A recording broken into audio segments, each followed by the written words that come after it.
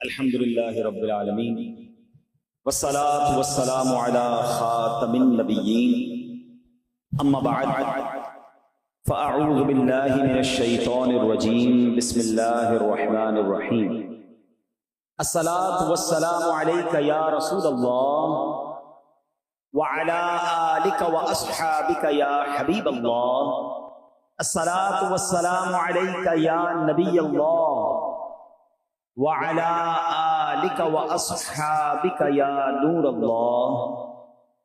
درود پاک پڑھنے کے بے شمار فضائل و برکات ہیں۔ کعبے کے بدر الدجا، طیبہ کے شمس الضحیٰ صلی اللہ تعالی علیہ وسلم کا فرمان عالی شان ہے، قیامت کے دن لوگوں میں سے سب سے زیادہ میرے قریب وہ شخص ہوگا جو مجھ پر سب سے زیادہ درود شریف پڑھتا ہوگا۔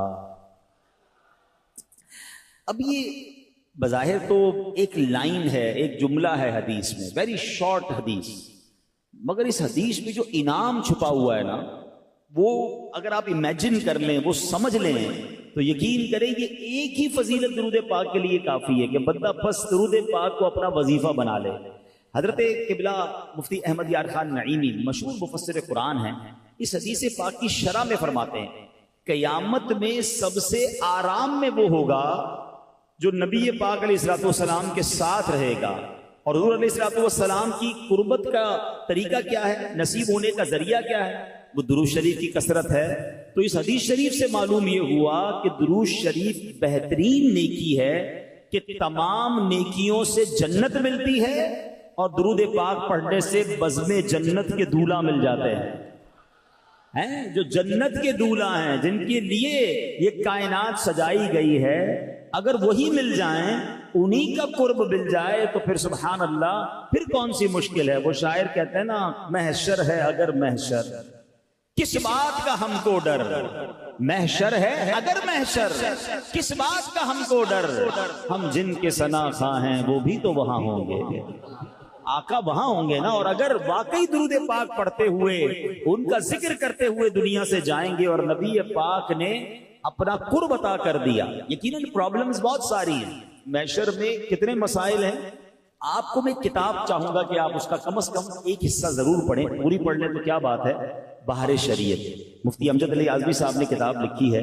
بہار شریعت کا جو پہلا حصہ ہے نا، وہ ایمانیات پر ہے، میرا اور آپ کا اللہ کے بارے میں کیا عقیدہ ہونا چاہیے، نبی علیہ الصلوۃ والسلام کے بارے میں کیا عقیدہ ہونا چاہیے، صحابہ کے بارے میں، فرشتوں کے بارے میں، قیامت کے بارے میں۔ امیزنگ، بہت ضروری ہے، بیسک کتاب ہے، یہ ہمیں پتہ ہی نہیں ہوتا، ٹھیک ہے۔ لیکن اس کتاب میں جب آپ قیامت کا باب پڑھیں گے نا، آپ یقین کریں، میں نے کئی بار وہ باب پڑھا ہے، ہم جب پڑھتے ہیں ایسا فیل ہوتا ہے، مفتی صاحب نے ایسا لکھا ہے کہ قیامت ہماری آنکھوں کے سامنے طاری ہو رہی ہے کہ پہلے کیا ہوگا، پھر کیا ہوگا، پھر کیا ہوگا۔ اس انداز سے آپ نے اس کو بیان کیا ہے۔ اور وہاں آپ نے ایک جملہ لکھا کہ کوئی ایک مشکل ہو تو بیان کی جائے، کوئی ایک مصیبت ہو تو بیان کی جائے، ایک کے بعد ایک ڈیفیکلٹی ہے، یعنی قیامت کی ایک ہی مشکل کافی ہے نا کہ سورج 1 میل پر ہے، زمین تانبے کی ہے اور سایہ بھی کوئی نہیں ہے، اور قیامت کا دن 50,000 سال کا دن ہے۔ فرمایا حدیثوں میں کہ بندہ اس قدر پیاسا ہوگا کہ العطش العطش، ہائے پیاس، ہائے پیاس کی صدائیں بلند ہو رہی ہوں گی، لوگ اپنی پسینے میں ڈبکیاں کھا رہے ہوں گے۔ فرمایا یہ ایک ہی مشکل کافی تھی، یہی اتنی خطرناک ہے۔ مگر فرمایا صرف یہ نہیں ہے، اس گرمی کے عالم میں حساب بھی ہوگا، سوال جواب بھی ہوں گے، نامہ اعمال بھی کھولا جائے گا، پل صراط سے بھی گزارا جائے گا۔ اب امیجن تو کریں کتنی مشکلیں ہیں، اللہ اکبر۔ مگر اتنی ساری مشکلوں کو جب آپ دیکھتے ہیں اور پھر جب ایک ذات پاک کی طرف توجہ جاتی ہے تو پتہ چلتا ہے کہ ہر مشکل کا اگر کوئی سولوشن ہے تو جناب رسول اللہ صلی اللہ علیہ وسلم کے پاس ہے۔ اعلیٰ حضرت لکھتے ہیں نا، سنتے ہیں کہ محشر میں صرف ان کی رسائی ہے، سنتے ہیں کہ محشر میں صرف ان کی رسائی ہے، گر ان کی رسائی ہے لو جب تو بنائی ہے۔ آقا کی رسائی ہے، اور اگر کوئی امتی آقا کے قریب ہو گیا، پیاس بہت ساری لگنی ہے، بالکل بات ٹھیک ہے، مگر اس دن ساقی کوثر کون ہوں گے؟ جام کوثر پلانے والا تو آقا ہی ہوں گے نا. اگر کوئی شخص نبی پاک کے قریب ہو جائے گا تو ہمیں بھی جام کوثر مل جائے گا، اور وہ جام کوثر ہے جس کے بارے میں حدیث پاک کے الفاظ کچھ اس طرح ہیں: شربتن ہنیئتم مریئا لا نغمع بعدہ ابدا. فرمایا ایسا شربت ہے، ایسا پیارا پانی ہے جو ایک بار پی لے اسے کبھی پیاس ہی نہیں لگنی ہے. اعلیٰ حضرت لکھتے ہیں نا کہ ٹھنڈا ٹھنڈا میٹھا میٹھا، ٹھنڈا ٹھنڈا اور میٹھا میٹھا، پیتے ہم ہیں پلاتے یہ ہے صلی اللہ. یعنی آپ دیکھیے جو بھی مشکل ہے، اچھا اور کیا مشکل ہے؟ نامہ اعمال کھولے جائیں گے، عیب کھل جائیں گے، اتنے گناہ ہیں سب کو پتا چل جائے گا. جو پردہ ڈھکا ہوا ہے وہ پردہ کھلنے کا اندیشہ ہے. مگر میرے رضا کہتے ہیں کہ اپنے کرم سے ہم حلقوں کا، اپنے کرم سے ہم حلقوں کا پلہ بھاری بناتے یہ ہے مل کر صلی اللہ. اور رنگے بے رنگوں کا پردہ، رنگے بے رنگوں کا پردہ، دامن ڈھک کر چھپاتے یہ ہے صلی اللہ علیہ وسلم. ایک اور مشکل بھی تو ہے، پل صراط سے گزرنا ہے. لوگ کٹ کٹ کر جہنم میں گر رہے ہوں گے، گھبراہٹ کا عالم ہوگا، چیخو پکار کا عالم ہوگا. یہ برج، یہ پل تلوار سے زیادہ تیز، بال سے زیادہ باریک. مگر میرے آقا کا انداز کیا ہوگا کہ اسی پل کے کنارے میرے آقا سجدے میں جا کر اللہ کی بارگاہ میں کیا صدائیں لگا رہے ہوں گے: رب سلم امتی، اے اللہ میری امت کو سلامتی سے گزار دے. رب سلم امتی. میرے رضا کہتے ہیں سلم سلم سلم ڈھارس سے، سلم سلم سلم سلم ڈھارس سے، پل سے پار لگاتے یہ ہے صلی اللہ علیہ وسلم. تو سیکھنے کو کیا ملا کہ درود پاک ایک ایسا وظیفہ ہے جو قیامت کے دن کی مشکلوں میں کام آنے والا ہے. اچھا مزے کی بات ایک اور بات بتاؤں، درود پاک صرف قیامت کو کام آنے والا وظیفہ نہیں ہے، یعنی وہ تو انشاءاللہ ملے گا ہی.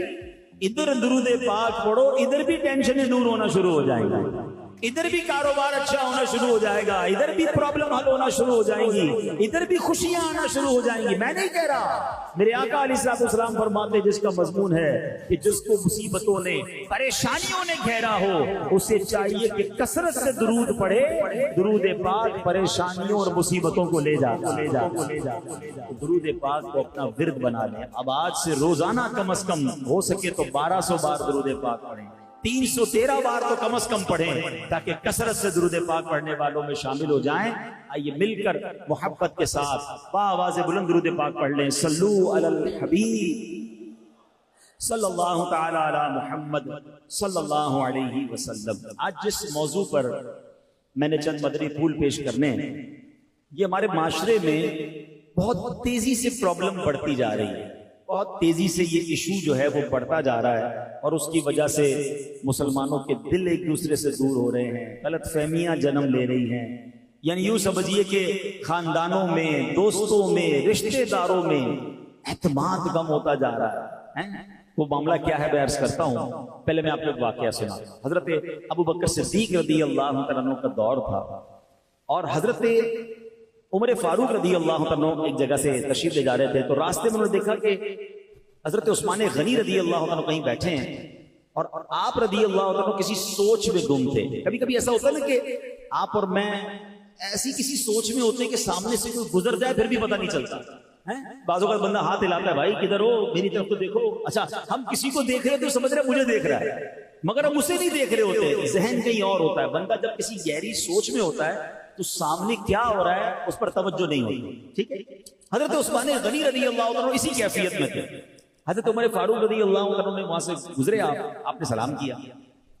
یہ بھی سیکھنے کو ملا کہ جب کسی کو مسلمان کو دیکھیں، قریب سے گزریں تو سلام کریں. تو آپ نے سلام کیا.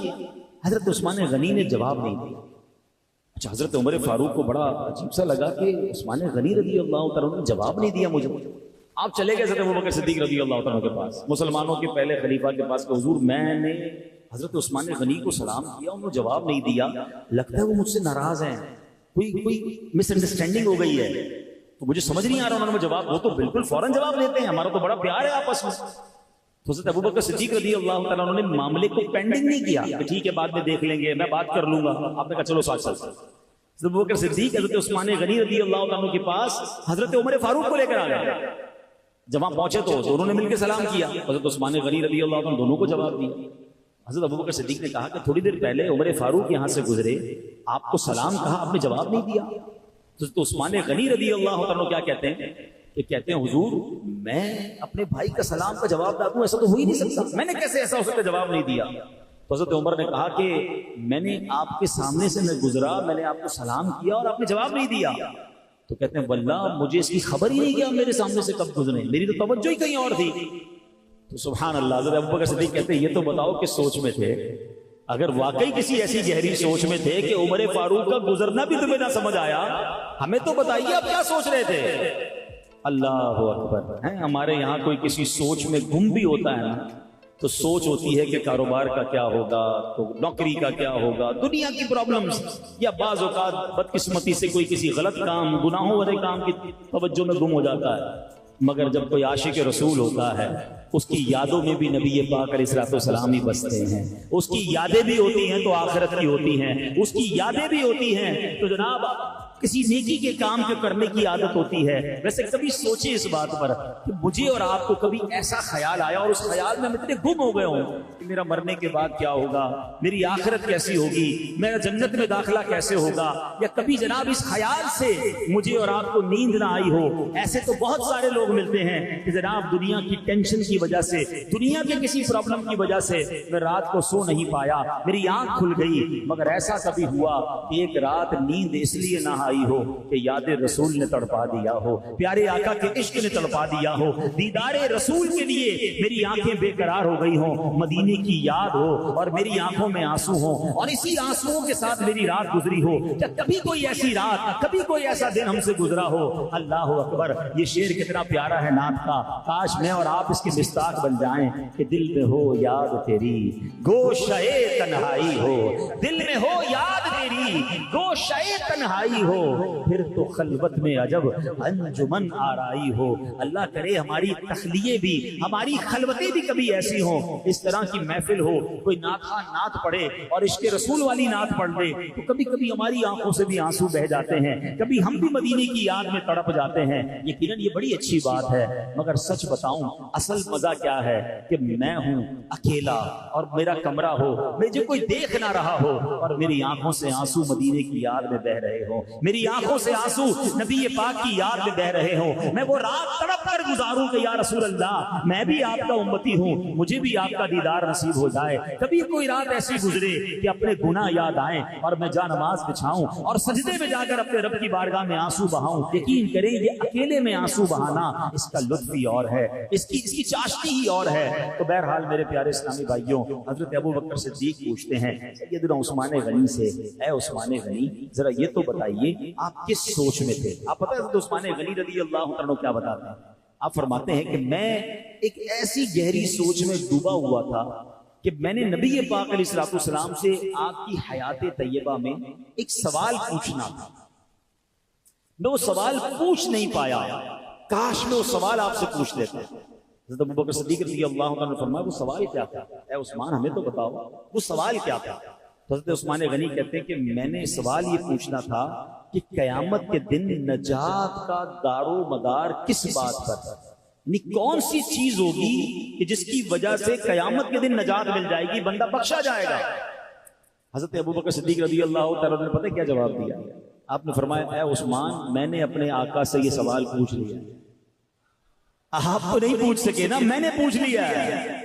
اب روایت کے الفاظ ہیں کہ حضرت عثمان غنی خوشی سے کھڑے ہو گئے، اتنا خوش ہوئے کیونکہ ان کو یہ پتا تھا کہ انہوں نے سوال پوچھا، ان کے پاس جواب بھی ہوگا، جو سوال میں نہیں پوچھ سکا انہوں نے پوچھ لیا ہے اور جواب بھی ہوگا۔ اللہ اکبر کہتے ہیں یا اے ابوبکر میرے ماں باپ آپ پر قربان۔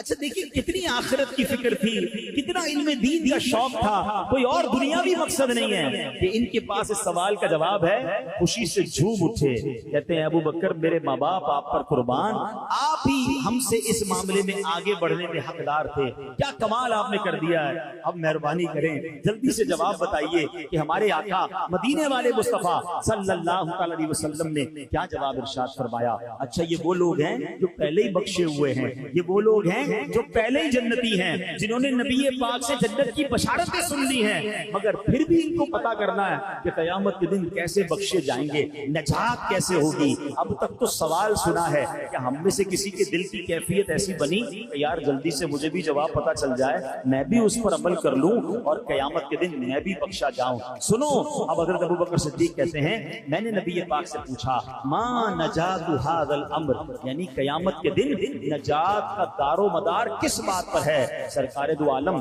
صلی اللہ علیہ وسلم نے فرمایا من قبل منی الکلمۃ فہی لہ نجات، فرمایا یعنی وہ کلمہ جس کی میں دعوت دیتا ہوں، یعنی کلمہ طیبہ، جس نے دل سے وہ کلمہ قبول کر لیا اس کے لیے نجات ہے۔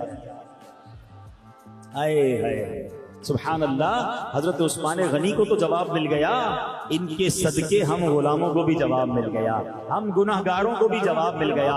تو اے میرے پیارے اسلامی بھائیوں، اب اس واقعے سے دو تین باتیں بڑی اہم سیکھنے کو مل رہی ہیں۔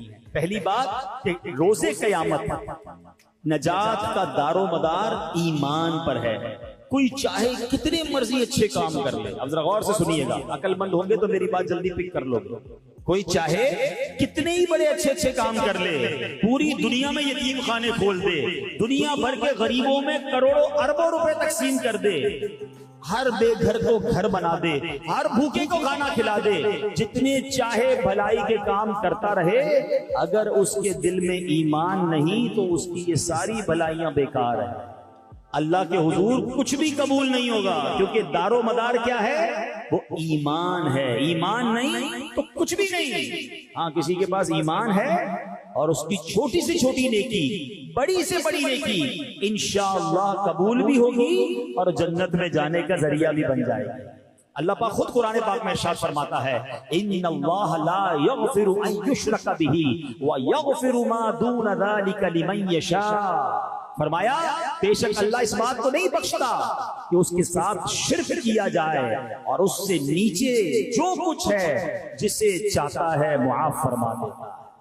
تو اب پتا چلا کہ نجات کا دار و مدار کیا ہے؟ وہ ایمان پر ہے۔ اچھا کیا ایمان صرف کلمہ پڑھ لینے کا نام ہے؟ کلمہ پڑھ لیا نہیں، بلکہ ایمان تمام اسلامی عقیدے کو، تمام اسلامی عقیدوں کو دل سے مان لینے کا نام ہے۔ میں نے کہا نا باہر شریعت کا پہلا حصہ کیوں پڑھنے کا کہا؟ ہمیں اپنے عقیدے تو پتا ہو، ہمارا ایمان کیا ہے یہ تو معلوم ہونا چاہیے نا۔ اللہ قرآن مجید فرقان حمید میں ایک اور جگہ ارشاد فرماتا ہے وَإِنِّي لَغَفَّارٌ لِمَن تَابَ وَآمَنَ وَعَمِلَ صَالِحًا ثُمَّ اهْتَدَىٰ، فرمایا اور بے شک میں اس آدمی کو بہت بخشنے والا ہوں جس نے توبہ کی اور ایمان لایا اور نیک عمل کیا پھر ہدایت پر رہا۔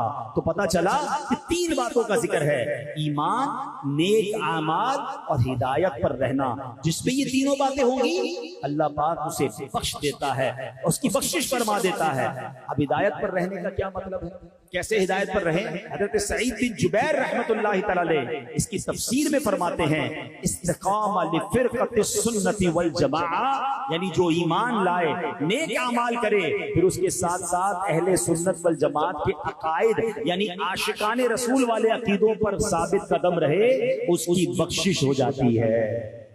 تو اب انشاءاللہ ہمیں یہ باتیں سمجھنی ہیں کہ ایمان کی اہمیت کیا ہے، عقیدے کی اہمیت کیا ہے۔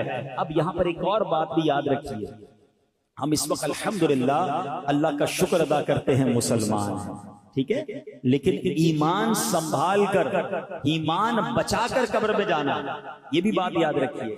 اس وقت چاروں طرف سے ایمان پر حملے ہو رہے ہیں، بدعقیدگی کے حملے ہو رہے ہیں، عجیب عجیب انداز میں ایمان کے ڈاکو جو ہیں، کوئی قرآن کی غلط تفسیر بتا کر آپ کے ایمان پر ڈاکہ ڈال رہا ہے، کوئی جناب حدیث کی غلط شرح کر کے الگ الگ انداز میں جناب لوگ آپ کے ایمان کے در پہ ہیں۔ اچھا ہمیں بھی ایک عجیب سا خبط سوار ہو گیا ہے کہ سب کو سننا ہے، ہر کسی کو سن رہے ہیں۔ مجھے ایک بات بتائیے، لیاقت آباد والوں بڑے عقل مند کہلاتے ہیں آپ، گھر بنانا ہو تو کس سے بناتے ہیں؟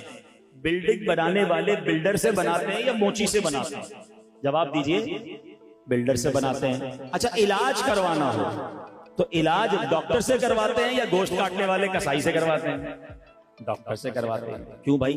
اچھا جناب اب آپ نے جناب کپڑے سلوانے ہیں، آپ کہیں یار میرا موچی جوتے بھی بڑے اچھے سیتا ہے، کپڑے بھی اسی سے سلوا لوں، تو درزی سے کپڑے سلواتے ہیں یا موچی سے سلواتے ہیں؟ درزی سے سلواتے ہیں۔ یعنی آپ کو اتنی سمجھ آتی ہے کہ جو جس کام کا ایکسپرٹ ہو اس سے وہ کام کرنا ہے، تو پھر دین کس سے سیکھنا چاہیے؟ عالم دین سے، مفتی سے، یا جو بندہ جیسے بھی دین سکھائے اس سے سیکھ لینا چاہیے۔ جو ٹی وی پر آ جائے، جو سوشل میڈیا پر آ جائے، جو بھی کسی بھی انداز سے ہمیں سکھائے ہم اس سے سیکھنا شروع کر دیں۔ اتنا مظلوم ہو گیا دین کی دنیا کا ہر کام اس کے ایکسپرٹ سے کروانا ہے، مگر دین سکھانے کے لیے کوئی بھی آ جائے بندہ کہتا ہے سب کی سننی چاہیے، دیکھے تو صحیح کیا کہہ رہا ہے۔ اچھا پھر اس کو سنتے ہیں، خود کو مطالعہ کیا نہیں، خود کو علم دین سیکھا نہیں، آپ کنفیوز ہو جاتے ہیں، یار فلاں تو یہ کہہ رہا ہے، فلاں تو یہ کہہ رہا ہے۔ بھائی آپ نے اس کو سنا کیوں؟ جب آپ کے پاس صحیح العقیدہ علماء موجود ہیں، مفتیان کرام موجود ہیں، کبھی کسی ڈاکٹر کو جا کر کہا کہ ڈاکٹر صاحب یہ والی دوائی کیوں دے رہے ہیں بھائی، اس دوائی کے اندر کیا ہے؟ آپ کہتے ہیں یار یہ ایکسپرٹ ہے، جو دوائی دے رہا ہے کھا لو بھائی، علاج ہو جائے گا، اس پر بھروسہ ہے۔ جب آپ کو صحیح العقیدہ علماء کرام مفتیان کرام مل گئے، وہ جو فرما رہے ہیں اس پر عمل کریں، ہر کسی کی سن کر کنفیوز ہونا چھوڑ دیں، ورنہ میرے اعلیٰ حضرت نے 100 سال پہلے کہہ دیا تھا، اور اب تو حالات اور بہت خراب ہیں۔ آپ فرماتے سونا جنگل رات اندھیری چھائی بدلی کالی ہے، سونے والوں جاگتے رہیو چوروں کی رکھوالی ہے۔ یعنی چور ہی رکھوال بن گئے ہیں، تو چور کر چوری کرنا کتنا آسان ہو گیا، یعنی ایمان کے ڈاکو گھوم رہے ہیں۔ اور پھر آپ نے فرمایا آنکھ سے کاجل صاف چرا لیں، یا وہ چور بلا کے ہیں تیری کچڑی تاکی ہے اور تو نے نیند نکالی ہے۔ ایسے شاطر چور ہیں کہ آنکھ سے کاجل چرا لیں۔ آنکھ سے کاجل کوئی چرا سکتا ہے کیسے؟ فرمایا ہاں یہ ایسے شاطر ہیں تمہیں پتہ بھی نہیں چلے گا، تمہیں دین کی بات کر کے، تمہیں سنت کی بات کر کے، تمہیں قرآن سنا کر تمہارا ایمان لے جائیں گے، اور تم سمجھو گے میں تو دین سیکھ رہا ہوں، میں تو جناب ماڈرن دین سیکھ رہا ہوں، میں تو لبرل دین سیکھ رہا ہوں۔ جناب آپ غور کریں یہ پلان کیا ہے جو آج کل یہ ایمان کے ڈاکو آئے ہیں۔ پہلے آپ کو صحابہ سے دور کریں گے، پھر آپ کو اولیاء سے دور کریں گے، پھر آپ کو علماء سے دور کریں گے، کہیں گے کسی کی ضرورت نہیں ہے، پھر آپ ڈائریکٹ دین سیکھو۔ جب بیچ سے یہ سارے لوگ ہٹ جائیں گے تو پھر آپ کا ایمان چوری کرنا آسان ہو جائے گا، آپ کو دین سے دور کرنا آسان ہو جائے گا۔ ارے ہم کیسے اولیاء کرام کا فیضان چھوڑ دیں؟ اگر آج پاکستان اور ہندوستان میں ہم مسلمان ہیں تو یہ فیضان ہے اولیاء کرام کا۔ میرے خواجہ آئے تھے اس سرزمین پر جنہوں نے آ کر 90 لاکھ غیر مسلموں کو مسلمان کیا۔ میرے دادا آئے تھے پاکستان میں جنہوں نے اسلام کے پیغام کو یہاں پہنچایا۔ نبی پاک کے دنیا سے ظاہری طور پر پردہ فرمانے کے بعد صحابہ کرام پوری دنیا میں گئے۔ یہ تسلسل ہے، یہ فیضان ہے مصطفیٰ کریم کا، یہ فیضان ہے صحابہ کا، یہ فیضان ہے اولیاء کا۔ اور آج ہمیں کہا جا رہا ہے جناب یہ اولیاء کرام کی، یہ علماء کرام کی، ان سب کو بیچ سے ہٹا دو۔ تو اب جناب آپ خود یہ پلان سمجھ لیں یہ کیا ہے۔ صدیوں سے لوگ ان بزرگوں کے ذریعے مسلمان ہو رہے ہیں، ان بزرگوں کے ذریعے دین سیکھ رہے ہیں، اور آج آ کر ہمیں کوئی سمجھاتا ہے اور ہمارا نوجوان کنفیوز ہو کر پھر کہتا ہے جناب وہ تو یہ کہہ رہا ہے، وہ تو یہ کہہ رہا ہے۔ تو یہ بات یاد رکھیے گا کہ ایمان بڑی قیمتی چیز ہے، ایمان نہیں تو کچھ نہیں۔ ایمان سنبھال کر، ایمان سلامت لے کر مجھے اور آپ کو قبر میں جانا ہے، تو اچھی صحبتیں رکھیے، عاشقان رسول کی صحبت